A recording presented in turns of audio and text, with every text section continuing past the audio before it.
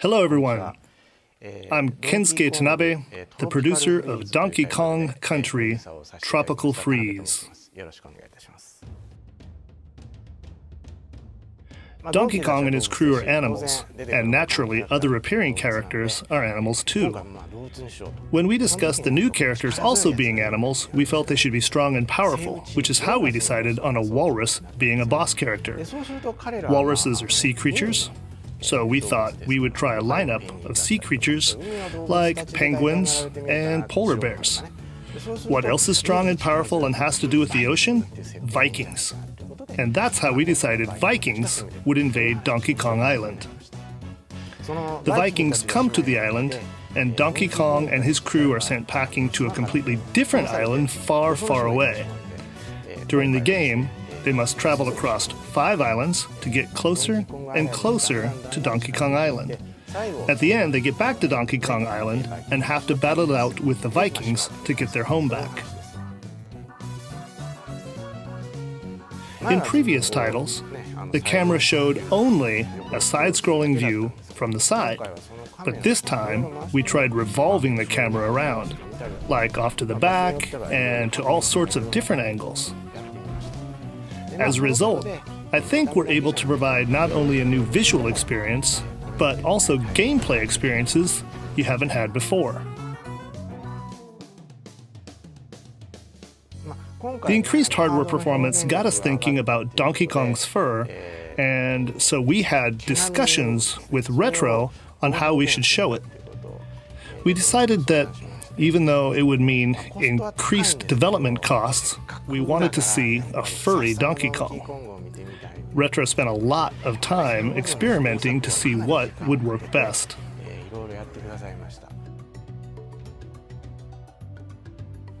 I'm sure those who are familiar with the series have fond memories of Dixie Kong.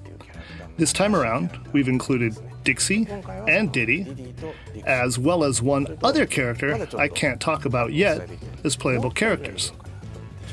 And each of these characters has their own unique characteristics, like Dixie.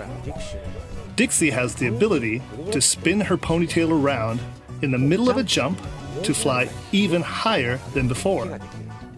Since you can choose which character to play, I think it's natural that you'll see some girls playing with Dixie and some boys choosing to go with Diddy. Since we were able to create areas that only certain characters can get to by using their unique abilities, we've hidden some secrets in those places, and I hope you'll have fun discovering those secrets. I have been in the video game business about 30 years, and the first game I worked on as a director was, well, in Japan it was known as Super Mario USA, and it was known as Super Mario Bros. 2 in America and elsewhere. The main gameplay element was the ability to pluck vegetables from the ground and throw them at enemies, and also picking up and throwing enemies themselves. So when we were getting ready to make this game, and we're thinking of how we could differentiate it, we thought we could go ahead, and bring back that feature. After all, it's been about a quarter of a century. So I brought the idea up with Retro, and they agreed. So in this game, you can pluck things out of the ground to reveal items. Donkey Kong can ground pound, pick up enemies that flip over, and of course you can throw them at other enemies.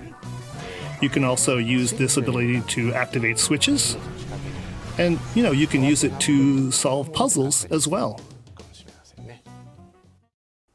This time around, Donkey Kong travels across islands with his friends, so you can say this game is kind of a road movie.